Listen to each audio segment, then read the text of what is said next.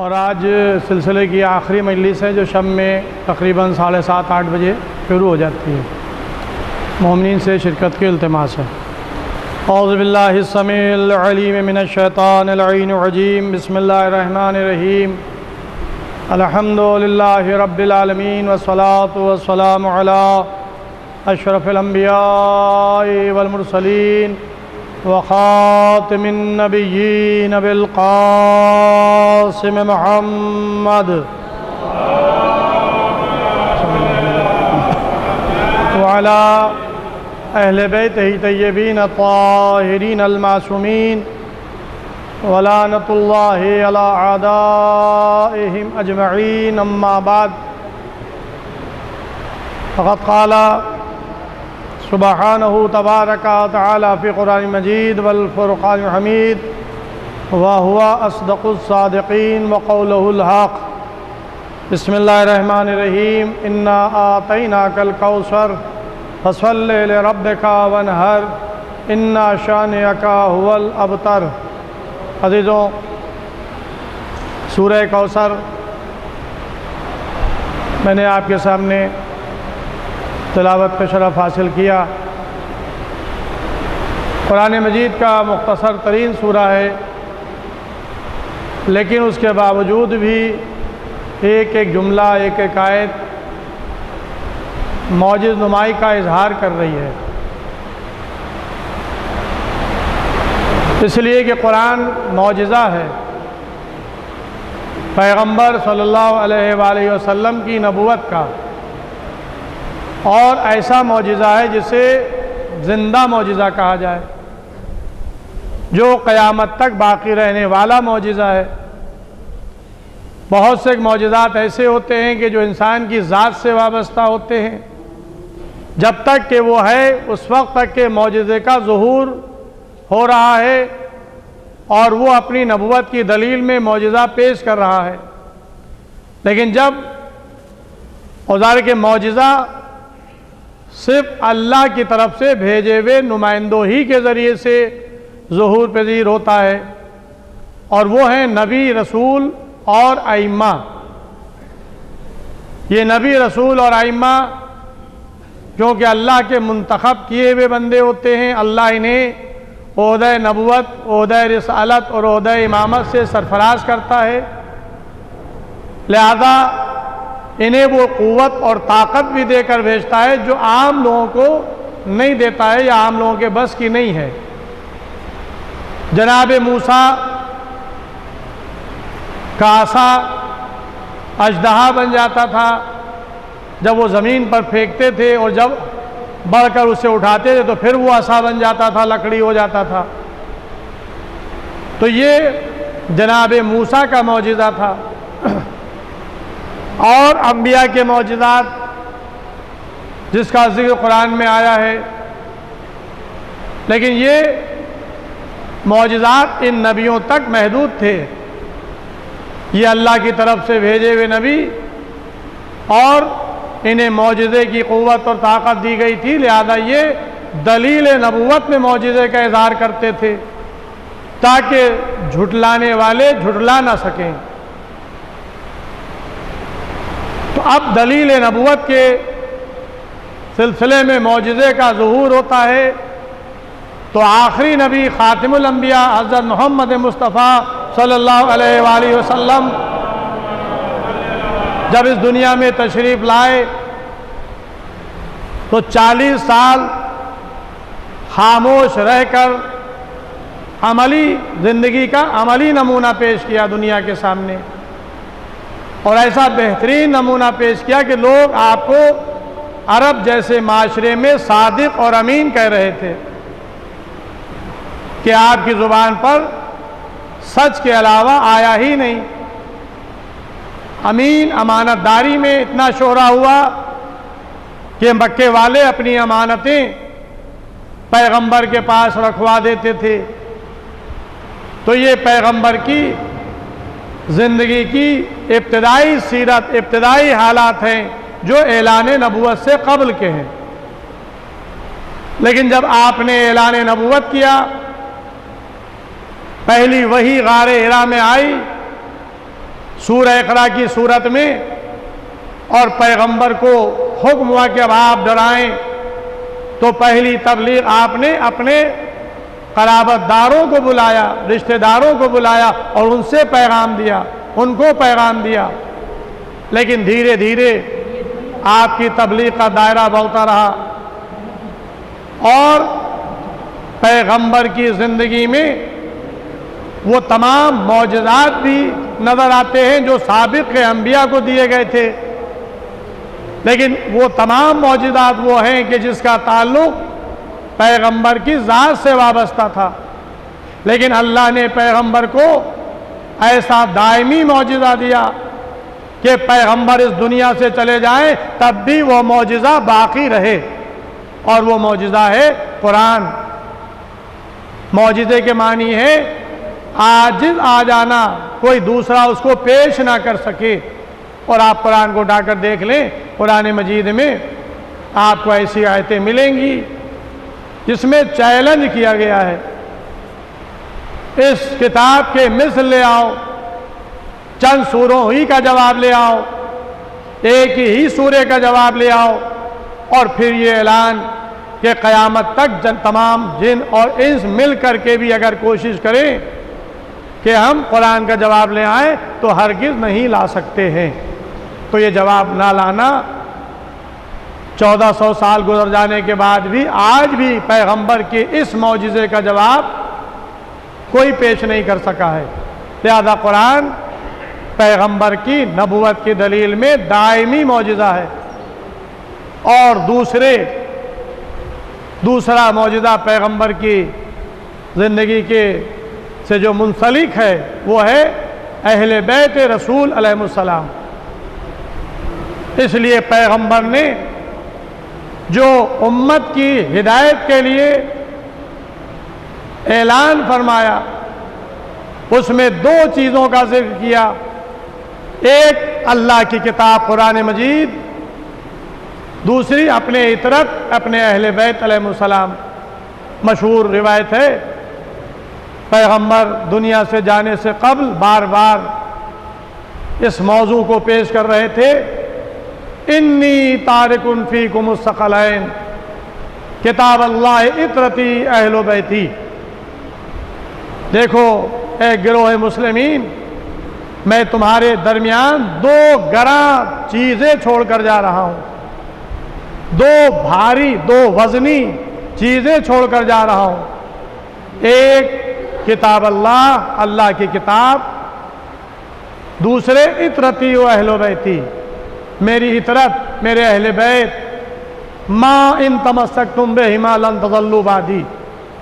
دیکھو جو بھی میرے بعد ان دونوں سے متمسک رہے گا وہ ہرگز گمراہ نہیں ہوگا۔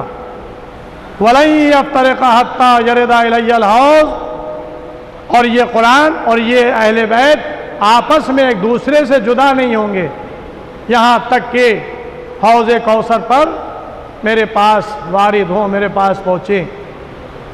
یہ پیغمبر کی مشہور و معروف حدیث ثقلین کے نام سے تمام شیعہ سنی کتابوں میں آج بھی موجود ہے۔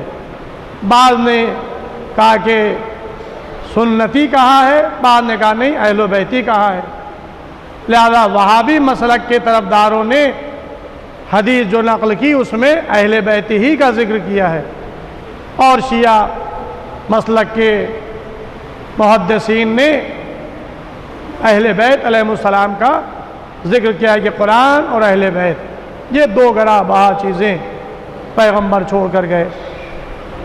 اپنے آخری لمحات میں پیغمبر اسلام نے پھر یہ اعلان کیا کہ لاؤ قلم دعوات تاکہ میں تمہیں ایسی تحریر لکھ دوں جس سے میرے بعد ہرگز گمراہ نہ ہو۔ یہ پیغمبر نے آخری وقت میں ارشاد فرمایا، لیکن امت نے اختلاف کیا، پیغمبر پہ ہذیان کی تہمت لگائی کہ انہیں قلم دعوات نہ دیا جائے، اور اتنا ادھم ہوا، اتنا شور و غل ہوا کہ پیغمبر ناراض ہوئے اور اپنے پاس سے ہٹ جانے چلے جانے کا حکم دیا۔ لہذا پیغمبر گمراہی سے بچانے کا راستہ دکھا رہے تھے، زبان کے ذریعے سے بھی، تحریر کے ذریعے سے بھی، اور امت اس سے اپنا دامن بچا رہی تھی۔ یہ ماہ جمادی الثانی جو حضرت فاطمہ زہرا صلوات اللہ علیہا دختر رسول فخر نساء العالمین حضرت فاطمہ زہرا کا مہینہ ہے، ماہ جمادی الثانی، اس لیے کہ اس مہینے میں معصومہ دنیا میں تشریف لائی ہیں۔ 20 جمادی الثانی ہجرت سے 8 سال قبل اور اعلان نبوت سے 5 سال بعد، اعلان نبوت کو 5 سال کا عرصہ گزر گیا تھا، ہجرت سے 8 سال قبل 20 جمادی الثانی مکہ معظمہ میں بطن جناب خدیجۃ الکبریٰ ملکۃ العرب محسنہ اسلام کے بطن سے حضرت فاطمہ زہرا صلوات اللہ علیہا کی ولادت ہوئی ہے۔ یہ مقدس بی بی، یہ پاک و پاکیزہ بی بی، یہ طاہرہ اور صدیقہ بی بی اپنے باپ کی اکلوتی بیٹی تھی، اس لیے کہ فاطمہ زہرا صلوات اللہ سے پہلے کسی بیٹی کا وجود نہیں ملتا ہے۔ ہاں، پیغمبر کے یہاں فرزندوں کی ولادت ہوئی۔ پہلا فرزند جناب خدیجہ کے بطن سے پیدا ہوا، جس کا نام قاسم رکھا گیا، جس کی وجہ سے پیغمبر کی کنیت ابو القاسم قرار پائی۔ پیغمبر کو ابو القاسم کہا جاتا ہے، قاسم کے باپ۔ تو یہ پہلے فرزند پیغمبر اسلام کے جناب قاسم تھے، لیکن بچپنے ہی میں ان کا انتقال ہو گیا۔ پھر اللہ نے جناب خدیجہ کے بطن سے اولاد عطا کی، جس کا نام طیب و طاہر رکھا گیا، لیکن یہ بچہ بھی کم سنی ہی میں انتقال کر گیا۔ تو 2 بیٹے پیغمبر کے ہوئے، اور دونوں بیٹے کم سنی میں انتقال کر گئے۔ پیغمبر اعلان نبوت فرما چکے تھے، دشمنوں کو ایک حربہ مل گیا، اور پیغمبر کو کہنے لگے ابتر۔ یہ عربی زبان کا جملہ فقرہ جس میں ابتر کے معنی ہے، ابتر اسے کہا جاتا ہے جس کی نسل منقطع ہو جائے، لہذا پیغمبر کو ابتر کہنے لگے۔ یہ ابتر ہیں، ان کی نسل منقطع ہو گئی۔ لیکن اللہ نے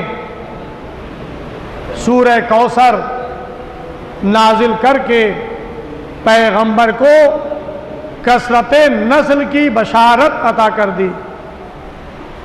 انا اعطیناک الکوثر، ہم نے تو آپ کو کوثر عطا کیا ہے۔ یہاں پر قرآن کے سورے کے سیاق و سباق کے لحاظ سے بمانی کثرت نسل کے ہے، لیکن چونکہ قرآن ہے اس کے بہت سے معنی ہیں۔ ایک معنی کوثر کا آخرت سے متعلق بھی ہے، جس کی تفصیل میں ہے کہ اللہ نے پیغمبر کو جنت میں ایک نہر عطا کی ہے جس کو کوثر کہا ہے، اور جس کے لیے حدیث کوثر بھی موجود ہے۔ پیغمبر نے فرمایا کہ اللہ نے مجھے کوثر عطا کیا جس کا پانی سفید، شہد سے زیادہ شیریں، اور اس پانی سے سیراب کرنے والے مولا کائنات علی بن ابی طالب علیہ السلام ہوں گے، جو اپنے چاہنے والوں کو حوض کوثر سے سیراب کریں گے۔ اس لیے مولائے کائنات کا لقب ساقی کوثر پڑا۔ تو یہ ایک روایت اس لحاظ سے بھی اس جملے کی ہے، لیکن قرآن کے سیاق و سباق کے لحاظ سے بمانی کثرت نسل پیغمبر کو اللہ بشارت دے رہا ہے، انا اعطیناک الکوثر، ہم نے آپ کو کثرت نسل عطا کی ہے، فصلی لربک وانحر، بس آپ اپنے رب کے لیے نماز پڑھتے رہیں، قربانی پیش کرتے رہیں، انا شانئک ھو الابتر، بے شک آپ کے دشمنوں کی نسل منقطع ہوگی۔ اب ظاہر ہے، میں نے ابھی پہلے ہی عرض کیا کہ قرآن پیغمبر کی نبوت کا زندہ معجزہ ہے، تو دو بشارتیں، ایک بشارت کثرت نسل کی اور ایک خبر دشمنوں کے نسل کے منقطع ہونے کی۔ اب آپ دیکھ لیں قرآن کی صداقت، آج اولاد رسول نسل سیدہ سے زمین پر پھل رہی ہے، پھول رہی ہے، پھیل رہی ہے، سادات ہر جگہ پائے جاتے ہیں، حسنی سادات، زیدی، موسوی، نقوی، رضوی، تقوی، یہ تمام سادات یہ نسل سیدہ ہی ہیں، اولاد سیدہ ہیں۔ اللہ نے وعدہ کیا پیغمبر سے کہ ہم نے آپ کو کثرت نسل عطا کی ہے، لہذا آج ہوئے زمین پر سادات کا وجود کتنا پایا جاتا ہے۔ دوسری طرف خبر دی جا رہی ہے، ھو الابتر، آپ کے دشمنوں کی نسل منقطع ہوگی، وہ جو آپ کو ابتر کہتے تھے آج ان کی نسل کا نام و نشان نہیں ہے، ان کا وجود نہیں پایا جاتا۔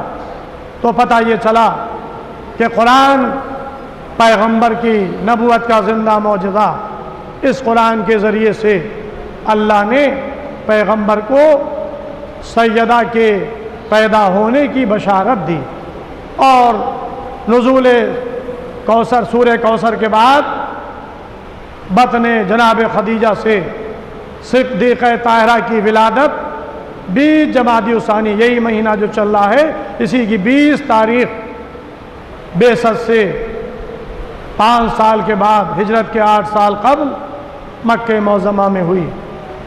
سب سے کم عمر سلسلہ عصمت میں ہے، 18 سال 75 دن یا 95 دن فاطمہ زہرا صلوات اللہ کی حیات طیبہ ہے، لیکن اس حیات مختصر حیات طیبہ میں بہترین کردار آپ نے خواتین کے لیے پیش کیا،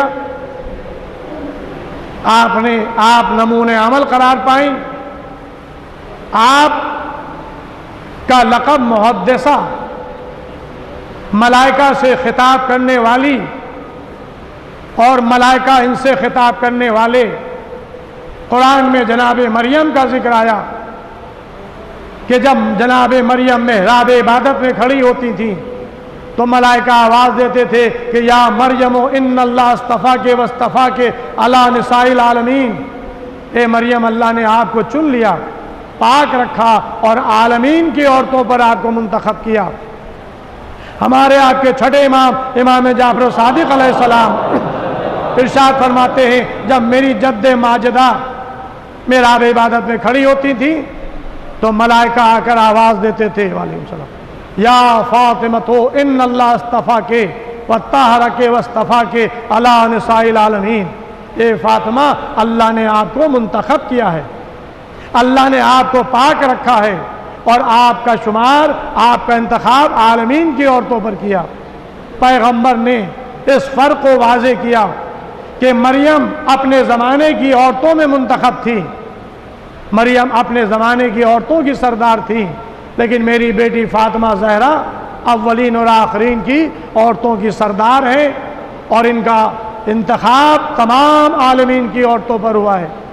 ہاں عزیزوں، یہ شہزادی جن کے باقیات میں آپ کے سامنے کچھ چیزیں ہیں، حدیث قصہ آپ ہی کی تعلیم کی ہوئی ہے، تذبیح فاطمہ زہرا یہ آپ ہی کی طرف نسبت ہے، اور دعائے نور، یہ بھی شہزادی نے تعلیم فرمائی ہے کہ اگر کوئی بخار کا مریض ہے اس کے اوپر دعائے نور کو دم کر دیا جائے تو خداوند عالم اس کی برکت سے اسے صحت عطا کرے گا۔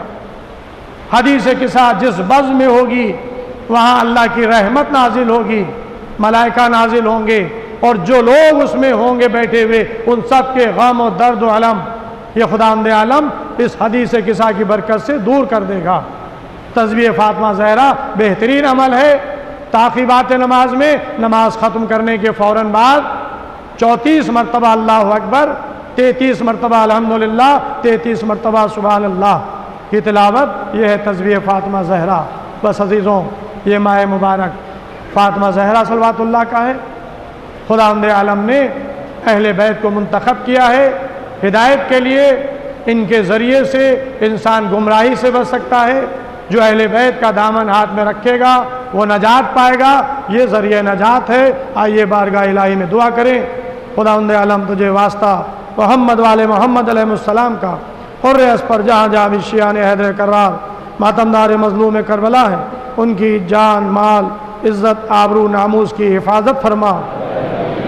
جو لوگ بیمار ان کو شفاء کامل عطا فرما، جو لوگ قرضدار ان کو بار قرض سے ادا فرما، جو لوگ بے روزگار ان کو روزگار عطا فرما، جو لوگ کاروبار کر رہے ہیں ان کو کاروبار میں برکت عطا فرما، جو مومنین قید میں ان کو رہائی ہو، مقامات مقدسہ کی حفاظت فرما، ہمارے زمانے کے امام کے ظہور میں تعجیل فرما، ہم لوگ کا شمار امام کے ناصر مددگاروں میں فرما۔